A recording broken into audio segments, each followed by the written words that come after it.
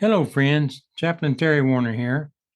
My guest today is Tom Snow, a quite interesting and very nice gentleman. I'll read you a little bit about him, but I'm going to let him do most of the talking. Tom's a conservative believer. He's not a part of any organized religion or denomination. He's a Jewish Christian. He believes that there's one God and all are equal in God's creation, that there's only one true church, which is the body of Christ, Jesus, of course, being the head. He believes in God's light that dispels darkness and binarily separates the truth from lies. He believes like I believe. That sums it up right there in a nutshell. And instead of me reading all the accolades and going on, you didn't tune in to listen to me anyway. Tom, I'm going to turn it over to you right now. And one of the things that really pops out interesting in your bio is this church in Egypt. Okay. The floor is yours. Okay. Go ahead and tell us a little bit about yourself first. Okay.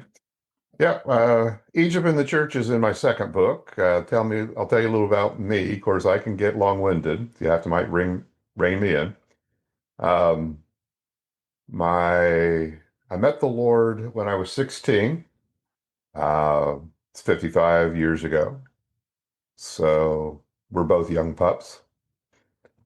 And yeah, I actually was dying of cancer. Um, I was born a Jew from both sides of the lineage. I had not met the Lord. My parents raised me in denominational churches because they were hiding as Jews hide. They were raised with a lot of persecution, murder in the family by Christians, all these leaders, not just Hitler, but before that too. Uh, and so when Hitler came out in 39, my parents chose to hide, and they both spoke multi languages, and they moved to the border of Texas to hide there. So if Hitler's spies came to America, which the Jews believed they would, that they could slip over into Mexico and hide. Um, they told their families that they're going to be, quote unquote, become Christians. And if the families could accept it or not, then too bad. So I grew up not knowing until even after my salvation that I was a Jew from both sides. Huh. Somewhere along the line, my mother had met the Lord instead of just faking being a Christian. And she had a solid, wonderful walk with the Lord. Um, so I was raised in denominational churches, Presbyterian, Lutheran, but none of them taught the gospel. I didn't know how to meet the Lord, what that really meant. Well, in the late 60s, as a youth, I was creating inventions. Um, I had a big ego, youngest of three boys. I was the only one who could have my father's attention, a double major engineer. All he wanted was to talk about science and math. He didn't care about baseball or throw a ball or take you fishing. Didn't get any of that. So to have his favor, I had to sit at the kitchen table and learn. I knew trigonometry by the time I was in sixth grade. So to Well, the have rest of his, us were doing multiplication tables. right, and to have his favor, right, which I had. And unfortunately, he would then compare my two older brothers to me and belittle them for not having, that attention. Well, that didn't help me with my relationship with my brothers. But once again, I wanted my father's favor and attention. So I had a big ego, wanted to prove to him how smart I was. I would win my school science fairs, take him up to the state science fair and win them. And when I was 14, I was studying in school about asbestos, the, sickness of the disease, what Yes. causes all these lung diseases that also in turn cause cancer and heart disease. And all of a sudden I realized, I thought, wait a minute, they're talking about asbestos like it's out in the, in the nether. And all of a sudden I stopped and thought, wait, what are brake shoes made of? From the beginning of the 1900s up through 1997, Yeah, we brake had, shoes were made with and asbestos, we used asbestos for everything. right? We use it Yeah, as fire right, retardant. It's, it's probably in everybody's, fire department suits. It was, it was super protective, fire resistant, and very dense material. Well, it's not the denseness that hurts you, it's the little fibers. And when they get in the air, it doesn't cause cancer, heart disease by itself. Each little fiber goes into one lung areole, right, and one fiber can disrupt that areole, kills it, right. destroys it. We have 600,000 areole, but that only gets so good if you breathe a bunch of asbestos in. I did commercial refrigeration and heating and air conditioning. We used asbestos a lot. Blankets. We use it for slates. We cut it with a saw, threw dust everywhere. Right. That And nobody, like, the scientific community knew about it. I was learning in my own science class, and yet it was like nobody's putting two and two together that we have brake dust. And so then I just did a little math and I said, okay, if each brake shoe is this much and there's this many cars in the US and the world, how much brake dust is being going in the air right. every year? It came out to be 60 million tons of brake dust per year around the world. Oh gosh, blowing So around in we the air. blowing around the air. No wonder we have sickness and health issues. And that didn't get stopped by the EPA until 97. Yeah. On a side note, I was sprayed with Agent Orange when I was in Vietnam, and sort of the same thing. The year that they sprayed that was the year they used the most. They used around 600,000 gallons in the top, but then my year they used over 1 million gallons. So you have Agent Terrible. Orange everywhere. And Right, right. anyway, Terrible, terrible yeah. things that weren't stopped for many years that hurt many people. So then, did you start looking at? Did you get checked out medically, or did you just start Well, not feeling good? Or well, um, what happened was I created an invention that wrapped around the brakes around on every wheel, uh-huh. and it would encompass it, encase it, and allow that the air flow as you drove down the road would pick up all that dust and put it into a bag in the back so you could dispose of it. Oh, I created this invention. My ego, wanting to please my father, wanting to win the state science fair, wanting to create an invention, 14-year-old ego. And so to test this, I'll get to the sickness in a bit. So, but I could go to the brake shops, and they had tons of brake dust laying all over the place. yeah, I'd ask them for the brake dust, and they'd be like, "Sure, sweep it sure, up. that's It's right. yours. We don't have to sweep it up." I'd come home with bags and bags of brake dust and run it through my machine. Well, now, because you can't run sawdust, it doesn't weigh the same, right? Right. This is asbestos is very dense, very heavy. And so I would have, as I'm testing, mounds and mounds of this dust flying in the air. Now, as I say, you know, God had given me a lot of smarts, but I didn't have any common sense. Now, maybe that goes with being a 14-year-old, but I had no common sense, right? Like, here you've just been studying about the dangers of asbestos.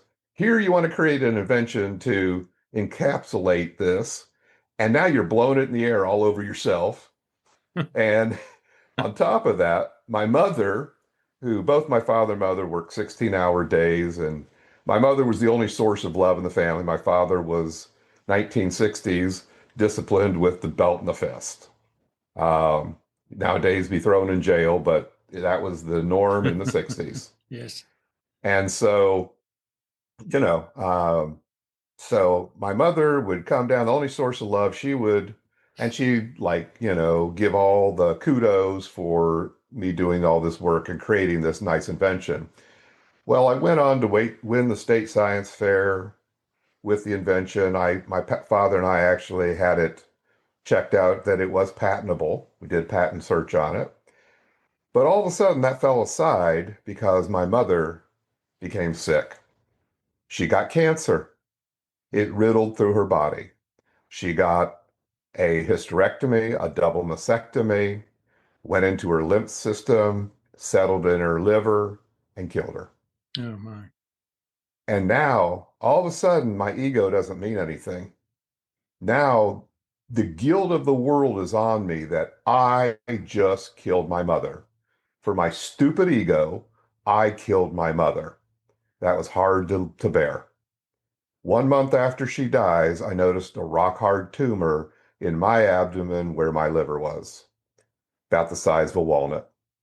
Goodness. And I knew because I knew because I knew. Now, those of us who are believers, who walk with the Lord, know with the Holy Spirit, you can know because you know because you know by the Spirit of God. Well, I wasn't a Christian yet, but I did have a believing mother who had been praying for her boys, who didn't fear death, which just scared me more that she didn't. And she had just passed, but now I knew it was cancer. But I felt I deserved it. So at this point, I'm not going to tell anybody because my punishment is I need to pay the price. I'm going to have to die too. So I wouldn't tell anybody. But the fear of death, the fear of future, the fear of eternity, because I believe God was out there somewhere. I had been raised in denominational churches, and I believed he was out there somewhere, and he was God. But, you know, what about me? I deserve to die, but do I get to go to heaven? Those are troubling questions. I'm now a 14, 15-year-old troubled with all this stuff. So I'm going through tremendous guilt. Well, for the next 4 months, I would come home from high school by myself. My brothers were away in college in the military. My father working 16 hours a day, definitely drowning himself in work because he's just lost his wife, my mother. And so I'd come home and I would sit in my family room, and every time I closed my eyes, I would see a vision from God. I didn't know it's from God. Just like we as believers can see visions, but I wasn't a believer yet. And every time I closed my eyes, I'd see a series of cloud puffs going from one end of the horizon to the next. And on top of every cloud puff was a scene in time. And I'd look on these cloud puffs, and the scenes were without me. Life going on without me, every single one. And I could see this day in and day out for 4 months.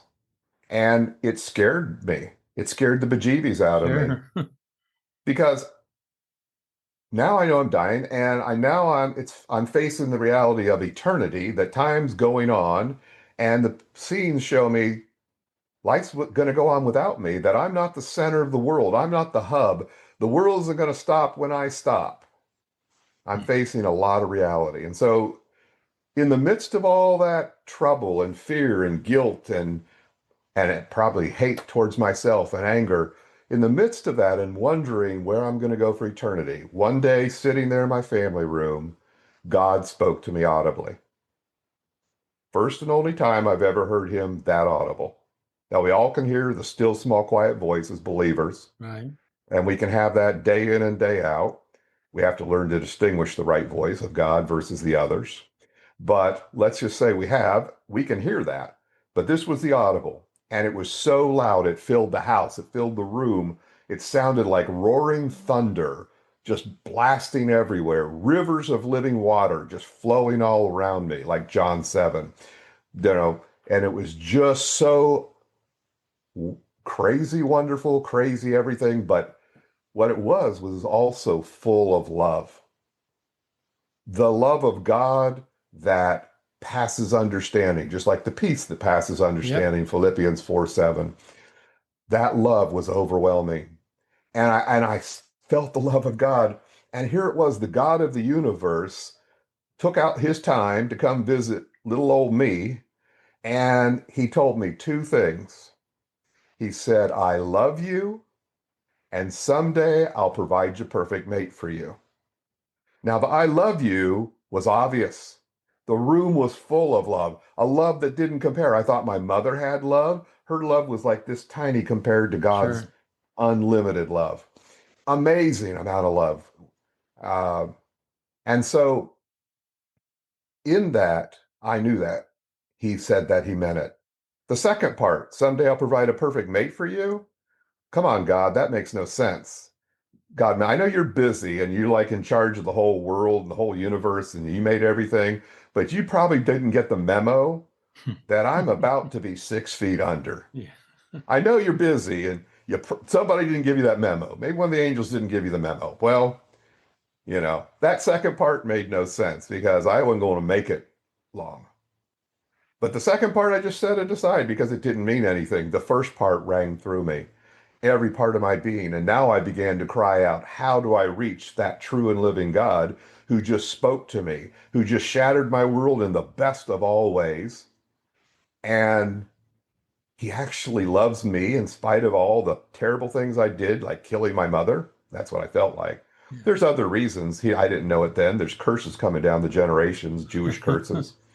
But I didn't know any of that till many years later. So all I knew in the moment is I am number one. The guilt goes on me. Well, I see we're going to reach a stopping point where we need to take us to the edge of the cliff and then pick up in another part, maybe even 3 parts, because I see we got a little ways to go. This is really interesting. So, friends, I'm asking you, let's just take a break here. We'll do another session and then we'll get over this on it again, if that's okay with you. Well, thank you for having me. You're welcome. All right, I'm going to see if I can stop this recording.